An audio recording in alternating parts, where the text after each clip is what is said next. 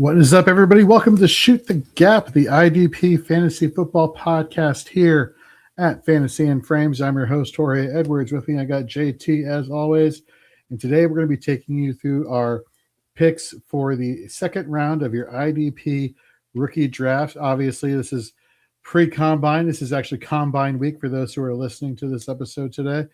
And so we're going to give you our takes on where some players in this rookie class should be falling in your rookie drafts in the second round. Last week we covered first round, which we'll recap in a few. But again, we'll be doing this IDP rookie mock draft for the second round using IDP 1-2-3 scoring, which is a high scoring yet balanced scoring system.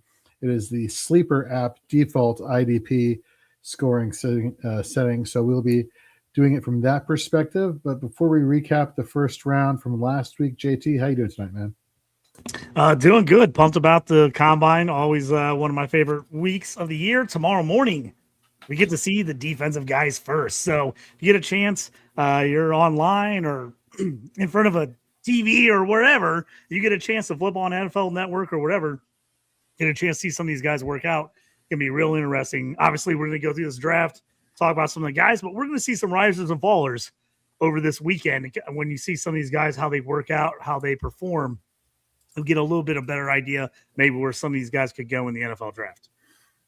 Absolutely. And of course, if you didn't check out last night's episode of Dynasty 365, we did a quarterback and tight end rankings episode. Definitely something you should go check out, talking about rookie prospects, of course, and as we round out the month of February and head into March. So again, you can listen to that wherever you listen to podcasts or go to our YouTube page and watch it there. And if you're over on YouTube, don't forget to hit that subscribe and notification bell so that you're notified when Fantasy and Frames puts out video content, as well as head over to Fantasy. Fun show last night. We had a good group on. A lot of guys, a lot of names. I got a little excited. When we get talking rookie talk, I get all fired up sometimes. But we had a really good group last night. So, yeah, like you said, if you didn't get a chance to check that episode out, head back over there, look at that. You know, people are kind of down on QBs, but we had a really good talk, I think, about the QB class. And then I think it's a sneaky good tight end class. So we had a really good tight end discussion as well. And for those who are unaware, be aware now. Never slander Nussmeier ever. Grant Nussmeier, the quarterback, LSU, because JT will have some words with you. He's one of my guys. He's one of my guys. He has been for 2 seasons now, almost 3 seasons. And so I know people are down on him after last year, but I'm a big Nuss fan. Just a little sneak preview. It's what we talked about last night. Yeah, Garrett Nussmeier and JT are like this. So beware the Nussmeier slander there. But yeah, and of course, folks, if you head over to fantasyandframes.com, check out all of our articles. We got, obviously Dynasty is the theme. We got rookie content. In terms of IDP content, IDP Hunter, or Real IDP Hunter, his social media handle now, is going to be dropping a ton of articles, like 5 articles next week, every single day over on the website, where we're going to be talking about some of the fallout from the combine, as well as his updated, I don't want to say projections, but like thoughts on like where players are in terms of their value, both at edge rusher, linebacker, and at defensive back. He even has, and he said to me this earlier today, JT. I gave him the suggestion for a breaking down the slot cornerback prospects and how they could translate into the pros. And he's like, ooh, challenging. And then like on Sunday, he's like, Jorge, no. I was kind of joking. This is really challenging. But he dove into the numbers and he basically crafted together 15 slot cornerbacks who are draft eligible this year and how they could potentially have an impact at the next level and potentially help you, the fantasy managers, find those cheat codes at the cornerback position. So that article is dropping too.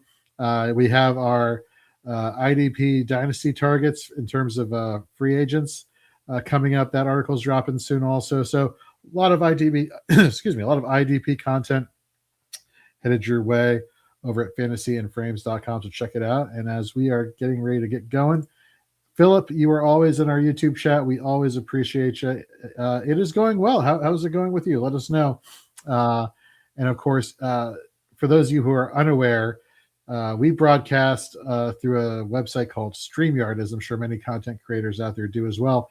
And for weeks, there has been an issue with we're streaming to various platforms, but for some reason the stream is not showing up on our feeds on X/Twitter. Well, that's changed now. Obviously, I can see you watching on screen, people. So thank you very much for tuning in on X. And if you don't mind, head over to our YouTube channel as well and give us a follow and drop some comments in the chat if you have any comments regarding your IDP rookie draft prospects. Philip says he cannot complain. That is fantastic. Neither can we. JT, let's get down to business, my friend. Let's, why don't we throw up our first round breakdown that we covered last week, which of course you can go back and listen over at the Shoot the Gap podcast or on our YouTube channel. So why don't you do the honor? Yeah, I'll give you a little breakdown just of what we did last year. We're not going to talk about these guys. We talked about it on the last show, but we'll just kind of tell you, because this is our second segment of our mock draft 1.0. We did picks 1 to 12, all defensive players last week. This week we're doing the second round of our IDPs, but we'll give you who we took in the first round from last week's show. We kicked everything off with the 101 with Sonny Styles, off-ball linebacker out of Ohio State.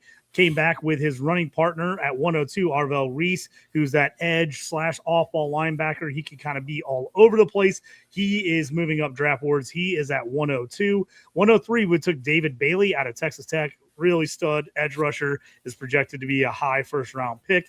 104, Ruben Bain Jr. out of Miami, a big guy. You're going to see a lot of talk about him, I would think, over the next couple of weeks. Certain people are really high on him. He was awesome in college. But, some arm length things, some other stuff like that. But Ruben Bain, really like him. He went 104 for us. At 105, we went Caleb Downs. We said, screw it. We like safeties. We like DBs. He might, if you don't care about positional efficiency and you just want the best player in the draft, Caleb Downs is maybe the best overall player in this draft. We took him at 105, the safety out of Ohio State. 106, Jacob Rodriguez, Texas Tech off-ball linebacker, went there at 106 for us. Then we finish out the first round at 107. We took Jake Galday, off-ball linebacker out of Cincinnati. 108, we went C.J. Allen, another off-ball linebacker out of Georgia. 109, Anthony Hill Jr., who I saw some people talking about a possible Steelers pick of him in the draft. I wouldn't mind that at all. We took him at 109. 110, Cassius Howell, Texas A&M edge. They've just been producing edge rushers like crazy down there in College Station. We took him at 110. 111, one of my guys, Josiah Trotter out of Missouri, stud, big Mike linebackers, family. All kinds of family ties. We talked about it on the show last week. We got him at 111. 112, we went with another DB, our DB2 for me and Jorge combined, Dylan Thineman out of Oregon. So that was our first round, 101 through 112. And tonight we'll be bringing you 201 through 212. All right. Well, JT, let's not keep the people waiting. Let's get into it. Let's talk about our first half of the second round here of our rookie mock. Again, we're talking about this, it's February 25th. We'll probably do another one of these as we get closer to the NFL draft. But rounding out at 201, we have out of the University of Miami, the defensive end, Akeem Mesidor. JT, preach to the people why people should be paying attention to Mesidor. So Bain is the guy that everybody kind of got the really high end. Everybody's talking about Bain, but Mesidor is a guy that's really moving up list. He had a really good college football playoffs. He's kind of played on the other side from Bain. So even though he is he's a stud there from Bain, he's not as highly rated as Bain. He's a guy moving up list, possible first rounder as well there. So he's a guy I really like. I think you're going to see as the draft process goes on. He's a little bit of an older prospect, but I don't think people are going to mind that too much as a dominant defensive end edge rusher. So we've got him at 201, Mesidor out of Miami. No, you like what you're seeing here the past couple seasons here from Mesidor. Let me pull up his grade here. He was actually one of the top producing pressured edge rushers, ranking 4th in total pressures in 2025 with 55 and 9 sacks. One of the things we talk about with defensive linemen for IDP is you like your guys who get tackle numbers as well. Well, you're getting tackle numbers, but you're also getting a lot of missed tackles there also. So you're kind of banking on the pressure upside. He is an older guy. He played 2 seasons at West Virginia before playing his past 4 seasons at the University of Miami. Coming off a really good final season there. So, JT, I'm kind of curious. Him being an older prospect, and the narrative that people are weary taking older prospects because they're competing against kids that are or young men that are 6 years or 5 years younger than them. Does that pull any weight with you as far as how you assess value for a player, especially for IDP? I think sometimes you can look at the younger guys and see a higher upside. So maybe that will push you to possibly draft one of those guys a little earlier. The only thing with me is I don't think the NFL, especially the last couple of years in the draft, has taken age hasn't leaned on age, I should say, quite as much as they have in the past because of all the COVID years and how many older prospects are coming out. So I think it's been less of a factor. I also think when you're looking at a guy like a defensive end like him coming out of Miami, the way he played in the playoffs, and you kind of see where these guys hit their stride or really, end up being the best player they can be at that time in their career. It's a little bit older for defensive ends. So I think people are going to pass that a little bit thinking, hey, he's probably going to be a guy that's going to be more productive early and we're not going to have to wait on him. So I think that's where you're going to see teams maybe don't push so hard on the age gap because they're like, hey, this guy's going to be able to come in and play right away for us. And we're going to see that, kind of stud lineup or, his good years earlier on in his career for a team. All right. Let's take it to the next player here at the 202, Keldrick Falk, Auburn. Man, he screams to me Jordan Davis vibes in terms of being a mammoth human being. 6'6", 285. Again, coming out of Auburn. Now, to what we were talking about with Mesidor, Mesidor had the higher pressure rate, but we look at Keldrick Falk. While he may not have as high a pressure rate as Mesidor, dude puts up tackles, and he's very efficient with his tackles. And so now you're getting that situation for IDP purposes where, you're not having to worry about your defensive lineman being boom or bust. Like, oh, if he gets a sack, well, then great. You have all the compounding stats that add up that can get you 12 points on a play. But if you don't get that, well, then you're screwed. Not so much with Keldrick Falk. JT, correct me if I'm wrong, he's a projected top 15, top 20 pick in this year's NFL draft. So you can't teach 6'6", 285 that tackles really well. Yeah, he's a guy I've seen all over the first round. I've seen a couple sites that have him top 10. Most of them have at least mid first round grade on him. A bigger guy, like we said, talked about him, just huge man of the guy. But I think that's nice because I think he could play 3-4 defensive end. I think he could play 4-3 D end, or he could even play that D tackle 3 tech for a team that can move inside or outside as a pass rusher. Just elite size and athleticism. To me, he screams as a guy that is going to end up putting up better numbers in the pros than he did in college.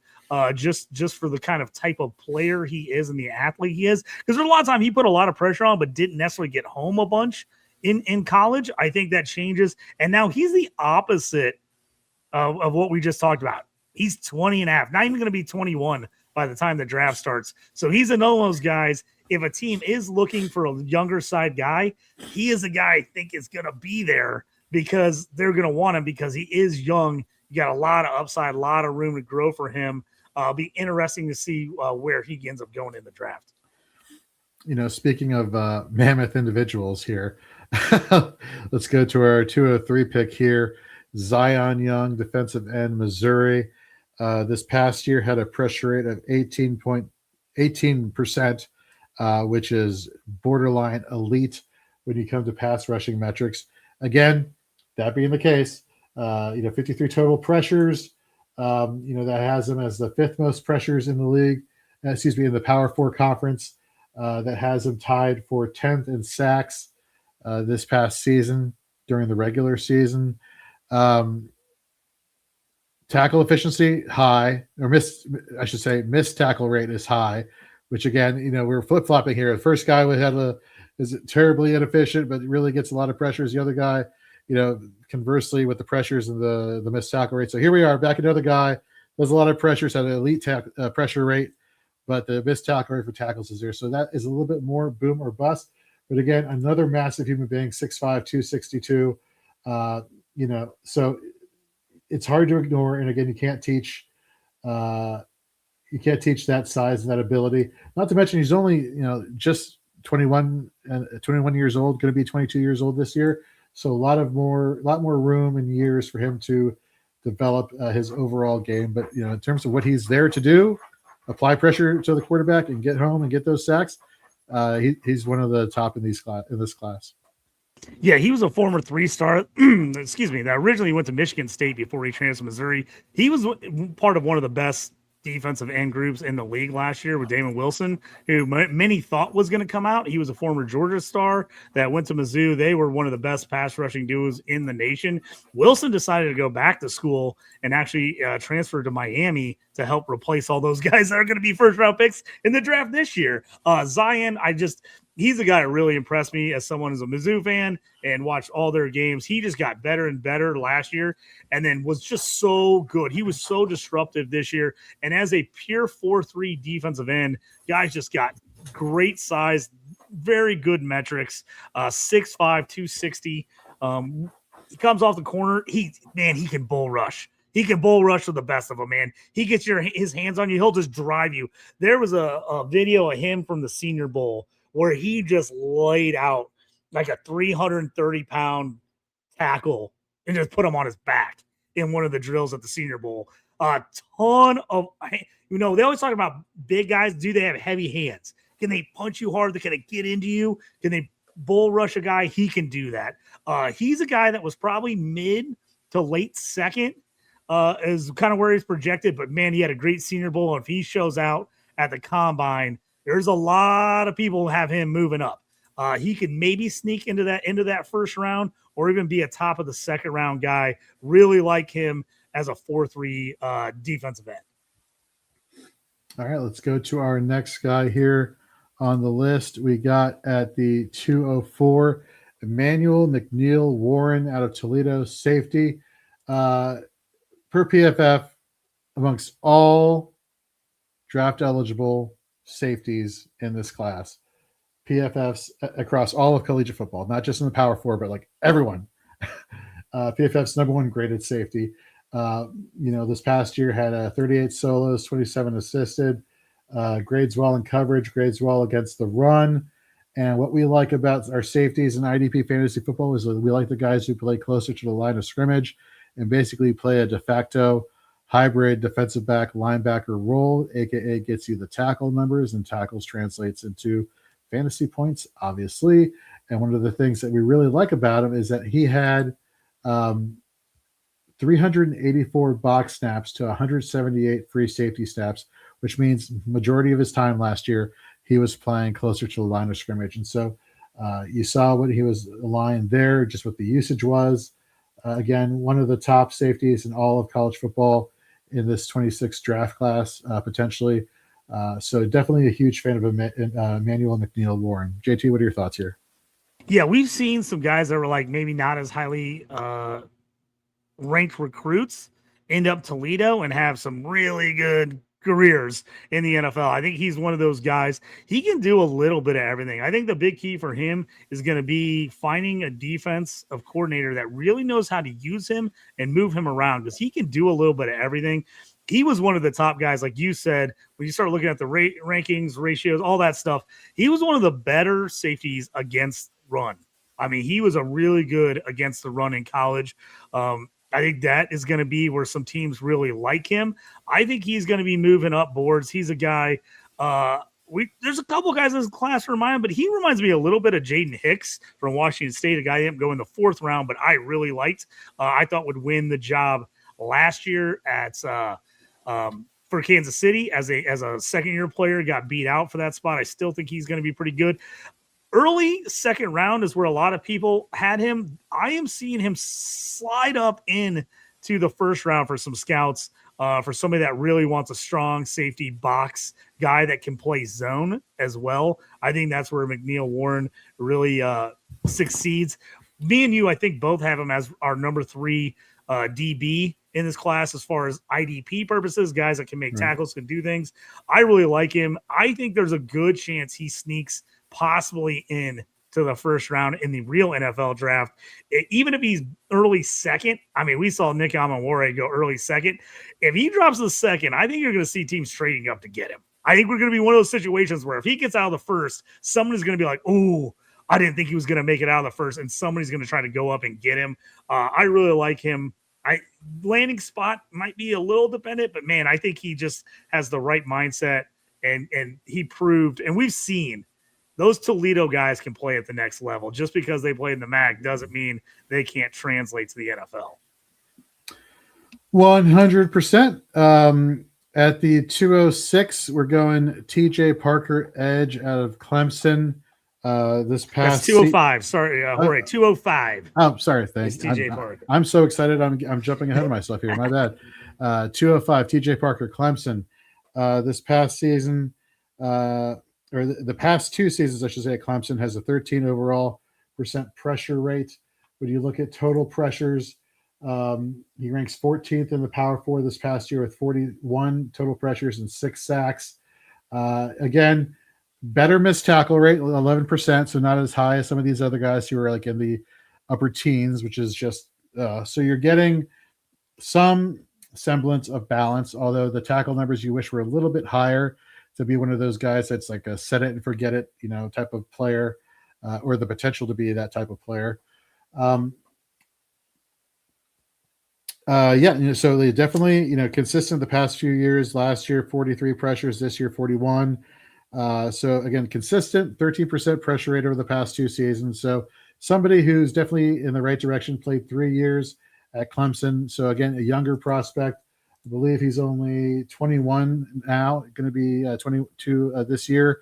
So again, one of those guys who over time will develop. And one of those things in terms of defensive linemen, people have to take in consideration is, unlike a linebacker position or like a box safety position, edge rushers, generally take a minute to acclimate to the pros, a little bit more so than the other guys who are thrown into an off-ball position or a box safety position. So again, he's hitting home where he needs to hit home. It's just the refinements in his game, which is why he's going in the second round of our rookie mock, but definitely has some upside here. Yeah, he's a guy, depending on what he looks like at the combine and where he ends up going in the draft, a lot of people have him as a first round guy. Like you said, a younger guy. If he runs anywhere in the 4.6, 4.65 range, which is what he's expected to run at 6'4", 265, woo. So if you want a little bit younger guy, I can see maybe taking him or a team taking him over Zion Young. I think Zion Young has less development. I think he's ready to go right now.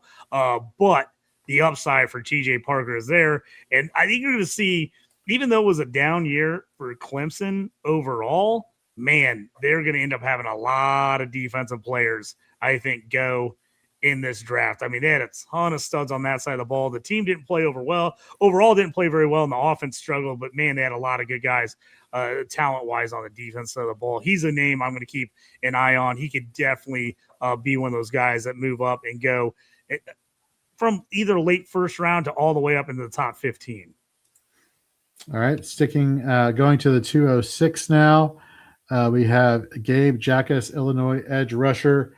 This past season had a 14% pressure rate, career 12.0 pressure rate. So you definitely like to see that. Again, here we go. This is where the fluctuation against defensive linemen come into play. He will be 22 years old. He's hitting home with his pressure rate. Missed tackle rate is atrocious. utterly atrocious. 21.2, 16.7 over the course of his career at Illinois these past 4 years.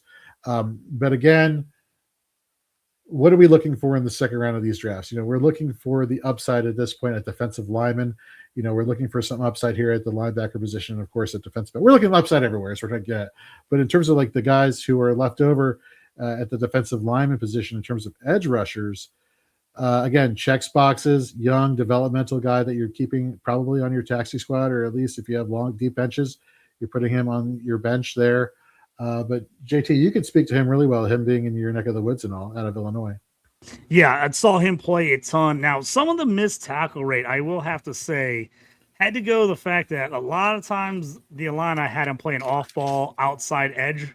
So he was dropping into coverage, doing some things. I don't think the NFL is going to have him do that, to be honest with you. He's like 275. This guy's a beast. I've met him in person a couple times. Huge guy. I mean, absolutely huge dude. Super nice. Also, really nice person. He's just a bigger guy. I think the missed tackle rate was more because they had him playing kind of in space sometimes, where I don't think that's necessarily where he's the best at. I think he projects better as a 4-3 big time defensive end where he's holding the edge and making tackles there. I think the tackle rate will be better if he's in that type of situation. If he does go to a team that plays him in the 3-4 and has him play outside linebacker, I think he's going to be more of an Alex Highsmith type in that they're not going to draft him into coverage all that often. He's probably going to be rushing the passer a majority of the time. That's just where I see him playing. This is maybe slightly high for him, but I really like him. I just think the upside's there. I just saw the way he played. He went back to school. He probably could have came out last year. He went back to school and absolutely dominated in the Big Ten this year. Was really one of the leaders of that defense. So he's a guy I think probably late second, maybe early third in the real NFL draft, but he's a guy I think is going to get you sacks. So he's a guy that I have my eye on and maybe taking him a little earlier than maybe his draft capital is. All right, so rounding out the top 6 in the second round, we using IDP 1-2-3 scoring for IDP leagues. We got, I got this. You threw it up there. Keem Mesidor at 201, Keldrick Falk 202, Zion Young 203, Emmanuel McNeil Warren 204. We have TJ Parker 205, and then Gabe Jackas at 206. JT, before we get into the second half of the second round here of our rookie mock, do you see a scenario where, I know in the first round that we did last week, that linebacker was very close, right? And so we were like, okay, we could see some guys moving into the higher part of the first round of rookie drafts, and flip-flopping between the lower half of rookie first round and the higher end of the first round. Do you see a situation where some of these guys that are in the first half of the second round could drop out quickly? Or do you think this is more of like a stable first half of the second round that you're probably going to be seeing more often than not in IDP rookie mock draft, IDP rookie drafts? I like these guys. I think you could see some of these guys maybe moving into that first round with really high first round draft capital, especially if landing spot looks like they're going to be competing for a starting role right off the bat. We took some of the linebackers that are probably going to be closer to maybe third round picks as opposed to first round picks, like some of these edge rushers. But we talked about that. It's kind of like the same thing with safety. Even though those are a ton of guys you want for fantasy purposes, they maybe don't get drafted as high. So I can still see some of those. If you get some people in your drafts that are like, hey, I'm really going to take draft capital, NFL draft capital over IDP draft capital, I think you could see some of these edges moving up and some of the linebackers moving back. But I just think for me and you, where we're ranking these guys, I think a lot of those linebackers that we had in the first round are going to be lower drafted players, but have a high IDP impact ratio. Some of these DNs, I think, are going to be guys that are really good, but they might be really good eventually. You know what I'm saying? I think some of these guys could be first round guys or top of the second round, but you might be waiting on them a year or two to really see if they can develop. And you said that earlier at the beginning of the show. Sometimes it takes a couple of years from these edge rushers to develop. A lot of times they're drafting these guys on size, speed, and potential, right? They're all about the potential with the edge rushers. Sometimes with the linebackers, you know what you're getting right off the bat. and they're safer IDP picks because of that. Well, I'm glad you brought up safe linebackers, because as we get into the second half of this second round IDP rookie mock here, I really wish that more. I think for IDP, these guys are going to be steal of steals at the linebacker position. The next two we're going to be talking about, the first one in particular. But I just wish the real NFL would be a little bit more high on these guys. And let's start off at the 207 for your IDP rookie mock in the second round. Big fan of Caleb Elarms or TCU linebacker in 2025. Had a 14% tackle rate. Career tackle rate, 14.1%. Entering his third year this past year, had a pressure rate of 19.8%. So again, dual roles, dual capabilities, super efficient. You like what you saw there. His career pressure rate, okay, JT, this is even more mind-blowing, 22.5%. We're talking like elite of the elite of the elite, sir. This past year, in terms of missed tackle rate, 6.4% over his course of his career, relatively low. Missed tackle rate, let me pull that up, 9. So sub 10%, perfect. This guy does it all. The only issue is that people are going to knock him because he's only 6'2", 230. And so everybody wants the big hulking linebacker. But at the end of the day, like, what do you want for IDP? You want these guys who can do as many things on the field as possible and be super efficient while doing so.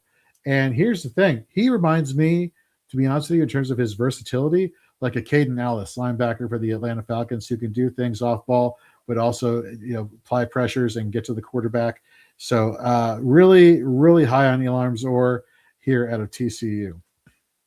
Yeah, I like him. I think he's a guy you're going to have to keep an eye on, because he might go way later in the real NFL draft than you're willing to want to take him, because you're like, oh man, this guy doesn't go to like 5th or 6th round. But if he gets a decent landing spot and a team that can use him, like you said, he's got the ability, he's got the skills, just figured out where he fits in with a team. And again, some of these linebackers, after you get rid of the top, once you see the top, 5, 6 off-ball linebackers go, you're going to see a lot of these guys really closely together that have a lot of the same skills. And it's just going to depend on what team they end up on and where their path to playing time is.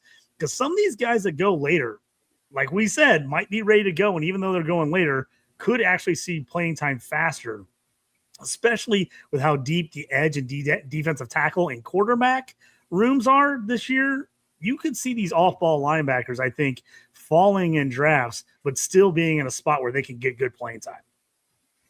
Let's go to our next guy, who basically is following the same model of Alarms or here out of Pittsburgh, Kyle Lewis. This past season had a 20.9% pressure rate.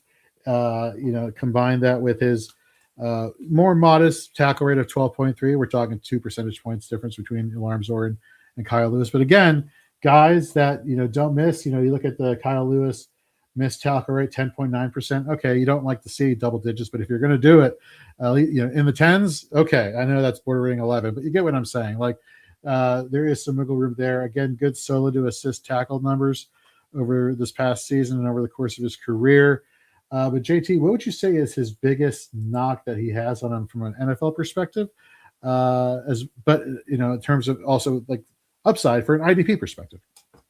Yeah, for me, I think the biggest problem you're going to have for teams he is pretty undersized. And we've seen some guys that are smaller linebackers struggle a little bit at the next level. He's only about 220. And I mean, the really nice thing for him, he's not expected to be a blazer. 4.65 is kind of where he's at in the 40. So being a 6 foot, 220 pound guy that runs a 4.65 isn't great.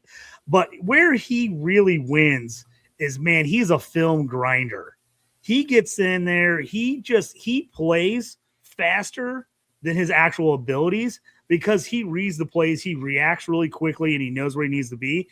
I think he's a guy that could end up, if he gets on the right team where he could play that weak side linebacker on a team that a lot of time maybe goes 4-2 and runs a lot of nickel coverage or dime coverage, where he can kind of be the one guy in the middle of the field or the off-ball guy that's on the backside running plays down, even though he's not super fast. Like I said, his ability to read and react make him play way quicker than his actual overall physical abilities.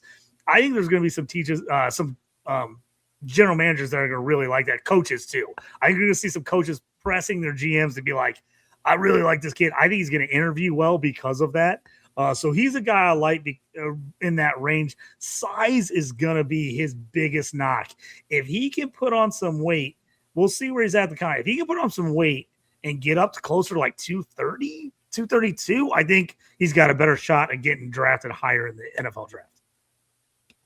All right. Let's get into our 209 safety, AJ Halsey, LSU. One of the top graded defensive backs per PFF this past season, coming in as the DB5 overall, 66 total tackles to 19 assisted, high missed tackle rate, 15.8%. And while he did play 134 box snaps this past season, 484 at free safety. So again, more coverage space. When you look over the course of his career, though, you see a little bit of more balance. In 2022, was at New Mexico, then the 2 seasons at Houston before he went to LSU in 2025. Again, over the course of his career, 1,030 box snaps to 1,383 box snaps. So fairly comparable. Over the course of his career, a good solo to assist numbers, even though he has the high missed tackle rate percentage, he's hitting home like enough to compensate for that to a certain degree. Of course, you like to see your missed tackle rate as low as possible. But he grades well in coverage, grades well against the run. So, you were talking about him as being kind of like a jack of all trades person. Is that accurate there, JT? Yeah, I think he's a guy, depending on who you match him up with in your secondary, I think he's a guy that can do multiple things for you. He's not going to blow you away as like the greatest athlete out there on the field. But again, he's a good player. He's played a couple different systems. I think he's a guy that can do multiple things. I think when we get into this safety 4, 5, 6 range, there's quite a few guys in here I like. It's going to be interesting to see kind of where he ends up. He's a guy I could absolutely see sliding down and playing like the nickel slot, a little bit of zone coverage there, coming up, making tackles, reading and reacting. So I like him a lot there. He was pretty good. While he had a higher missed tackle rate, man, he was pretty good in coverage, right? And his when the QB rating, when he was targeted, was 59.6. I mean, he was really, really good in there. I think he's probably looking at mid to late second round draft capital. And depending on where he goes, I think he could be one of those guys. He kind of reminds me, and I'll tell you this, the guy that kind of reminded me from last year was Xavier Watts out of Notre Dame. Not a guy that was like over the top as far as like athletic grade, a guy that was super big, super fast, but just made plays, made picks. And then, the big question on him last year when we were at the same time of year was, is he just going to play deep safety and is he going to have to get picks to be good for you? Xavier Watts was pretty good for Atlanta last year. And he played next to Jesse Bates where he was able to move back and forth a little bit. I think you're going to see that where there's a chance that Halsey ends up playing a little more deep early in his career. And as he learns a little more, he can maybe slide up a little bit. So he's a guy that is definitely on my radar if I'm needing some DB help, especially if I'm a deep team where I'm like, I can afford to maybe throw this guy on the taxi and kind of see what happens. Because that's what I did a lot with Xavier Watts last year. I was grabbing him, throwing him on the taxi squad, and then bam, halfway through the year, he's on the field all the time for the Falcons, and you can move it off. If you had injuries, you could bring him up and you could start playing him and starting him in your lineups. All right. As we get to the 210, we get to Derek Moore, defensive end, Michigan. You look back this past season, had a 17.5% pressure rate with 11 sacks, which had him in the Power 4 in terms of the sack totals. The number 4 producing edge rusher. Just consistency across the board over the course of his career. You like the missed tackle rate again, it's around 10.3%. Again, you want somebody, in any position, as close to single digits as you can get. But still, even though there is the missed tackle rate there, not a high volume tackler. So, right, you're going basically for pressure rate and sacks at this point, which again, you're getting closer to the end of the second round of your IDP rookie mock drafts.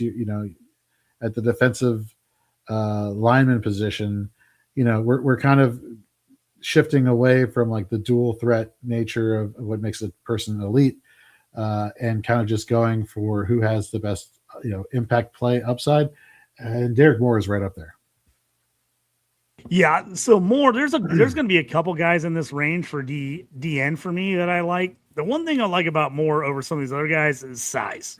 6'3", 260. Some of these other pass rushers that I like kind of in this range are more guys at like the 235, 240 range. And again, those guys end up usually having to be more off-ball 3-4 linebackers, because when you just put them on the edge and try to have them hold the edge, it seems like they just get mauled by those offensive tackles. So he's really quick off the edge for his size. A double-digit sack guy last year. Looked really good at the Senior Bowl. A little bit older, 23, but not terrible as far as that is concerned. Decent arm length. He's kind of in the higher side at 34 and 2/8. So he's top 65 percentile, which you like to see for those guys that are kind of being that edge. His pass rush is really where he gets you, is the quickness off the edge. Tackling, he needs to improve a little bit. His run defense needs to improve a little bit, but he is real quick for his size off that edge. He kind of reminds me a little bit of Jalix Hunt out of that went as on the Eagles last year.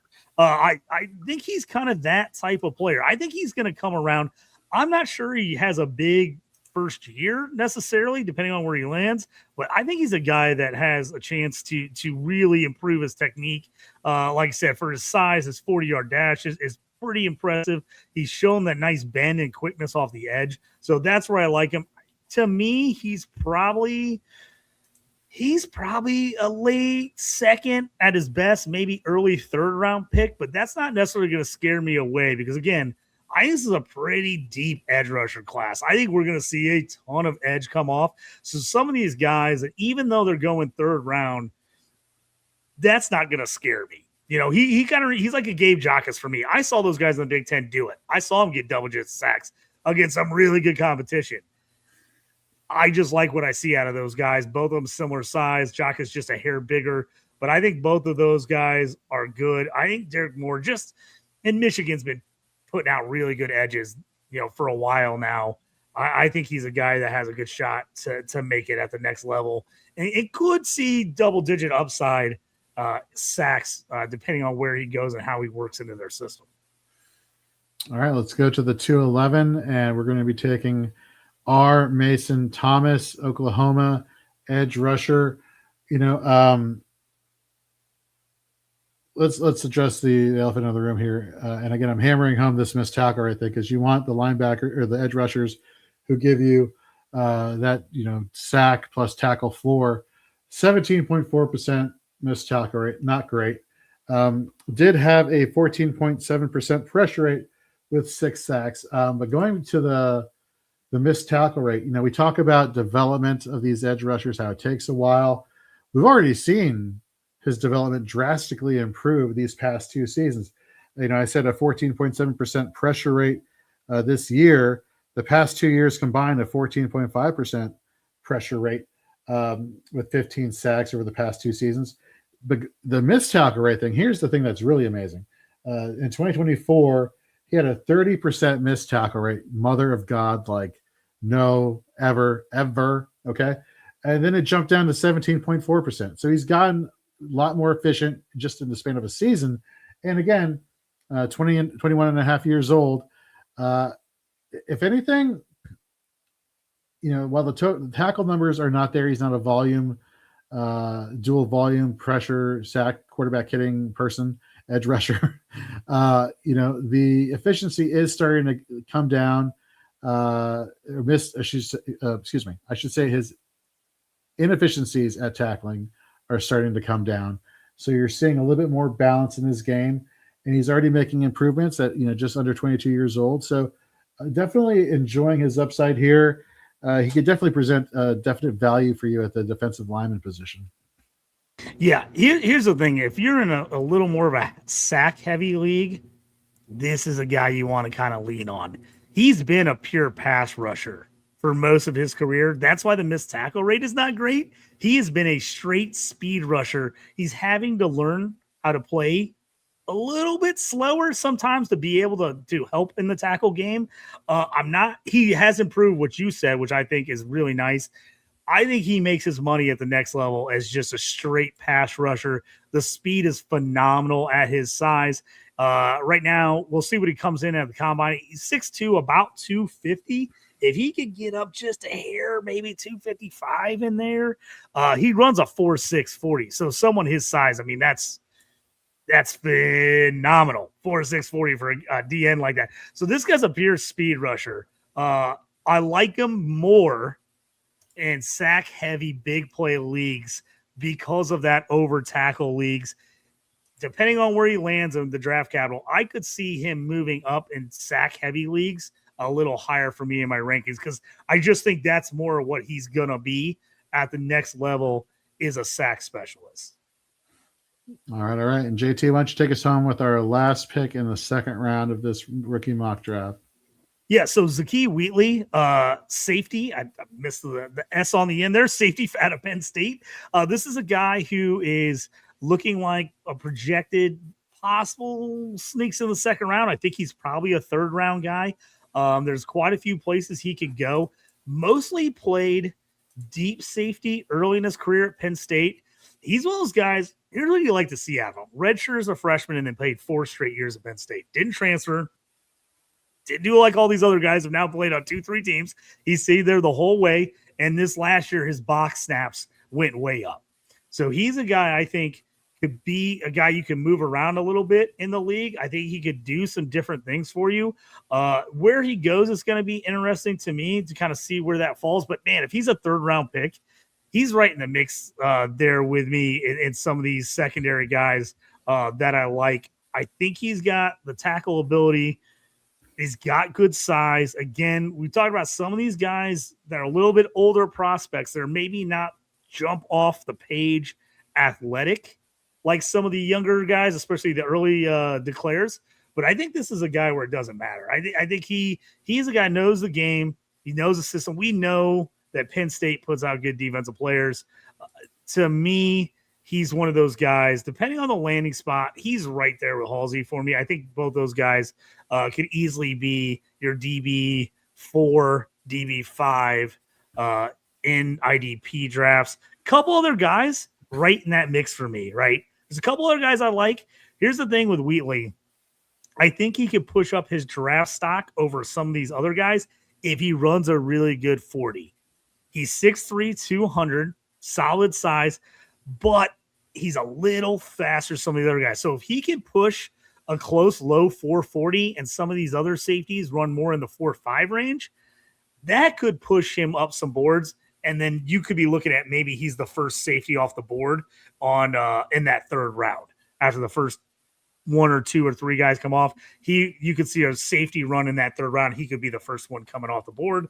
And if he goes to a spot where they need a safety, that could be, he legit could be a starter as a freshman, as a rookie in the league, just because of his experience. All right. Well, that's going to do it for the second round of this rookie mock for IDP in February. Starting at the 201 as a recap, Akeem Mesidor, followed by Keldrick Falk, Zion Young, Emmanuel McNeil Warren, TJ Parker, Gabe Jacas. And then we got Caleb Elam's Orr, Kyle Lewis, AJ Halsey, Derek Moore, R. Mason Thomas, and rounding us out here is Zakee Wheatley. That'll do. Yeah, got through that one in a nicely good time fashion there. So yeah, that's to wrap up our round 1 and our round 2 IDP rookie mock draft 1.0 IDP 1, 2, 3 scoring.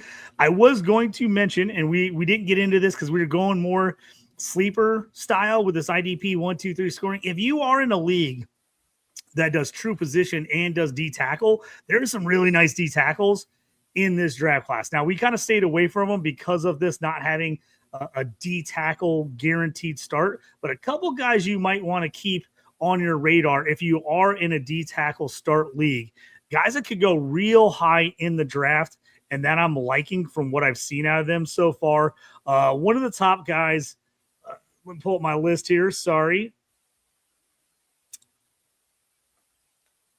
Banks out of, Cade McDonald out of Ohio State is a guy you want to keep an eye on for sure. Peter Woods out of Clemson is another one, and Caleb Banks out of Florida. Those 3 D tackles. Now, there's some other good ones in there, but all 3 of those guys, I think, have a legit shot at being first-round picks. And if they end up going to a team where they're going to play more of a D end in a 3-4, are they going to play a 3 tech, which I think they can be?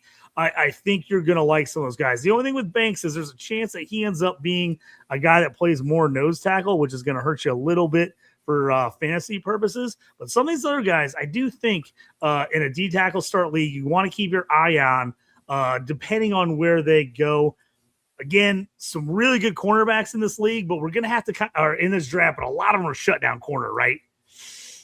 We don't want shut down corners in IDP unless you have a crazy scoring system because they're not going to get you anything. But what we're going to keep an eye on are the guys that do maybe play some of these safety spots that end up going in and you're like, oh, these teams are slotting them in as a slot corner player in their system.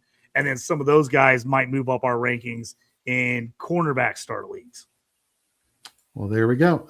Stay tuned, folks, next week as we will be going over our IDP Dynasty free agency preview a week before free agency officially kicks off. So we're looking forward to that, as well as doing a little bit of talk about the combine, just who stood out here and there from this week's action. So, yeah. So, JT, before we get out of here, any fun plans for the upcoming weekend?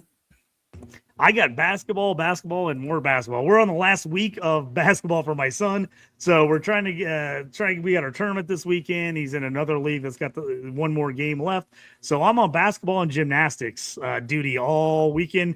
Usually I'm at the combine right now, but I had to skip it this year because of all the basketball and gymnastics going on this week. Hope to get back to the combine next year, but believe me, I will be going back and watching a ton of it online and on TV, and then I'll be getting a bunch of my articles. I got a ton of stuff coming out here. I'll have stuff on Fantasy and Frames, but also on DLF, Dynasty League Football.com. I have my rookie rankings up over there as well, and I'll have some combine review stuff up as in article form over there in the next week or so.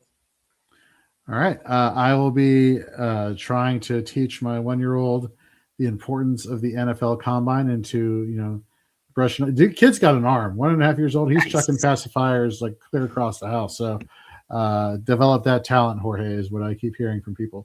So that's what I'll be doing.